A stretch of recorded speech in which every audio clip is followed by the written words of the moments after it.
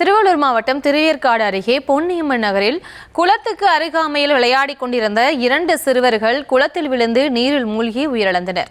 இது தொடர்பான விவரங்களோடு இணைகிறார் எமது செய்தியாளர் ஜெய்ஹரிஷ். ஜெய்ஹரிஷ், வணக்கம். மேலும் விவரம். வணக்கம் பிரியங்கா. திருவள்ளூர் மாவட்டம் திருவேற்காடு அயனம்பாக்கம் பகுதியில் இந்த சம்பவமானது நடைபெற்றுள்ளது. இங்கே இந்த அயனம்பாக்கம் பொன்னியம்மன் நகர் பகுதியை சேர்ந்த தமீம் அன்சாரி பிளிங்கிட்டில் ஆன்லைன் டெலிவரி பாயாக வேலை செய்து வருகிறார். இவருக்கு வசந்தி என்பவருடன் திருமணம் ஆகி ரியாஸ் 5 வயதும் விஸ்வான் என்று 3 வயது ஆகிய 2 மகன்கள் உள்ளனர். இந்த நிலையில் தமீம் அன்சாரி வேலைக்கு சென்றிருந்த நிலையில அவரது மனைவி வசந்தியும் வீட்டுக்கு வேலைக்காக வெளியே சென்றுள்ளார். இந்த நிலையில் வீட்டில் தனியாக இருந்த 2 சிறுவர்கள் வீட்டின் அருகே விளையாடி கொண்டிருந்த போது வீட்டின் எதிரே இருந்த குளத்தின் அருகே சென்று விளையாடிய போது கூறப்படுகின்றது.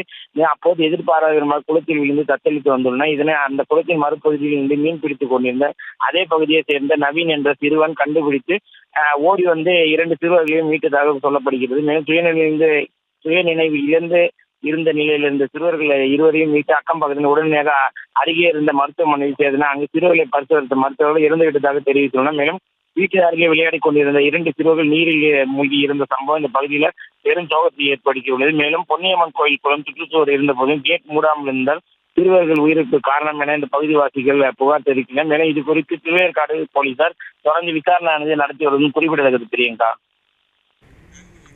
விவரங்களுக்கு நன்றி ஜெய்ஹரிஷ்.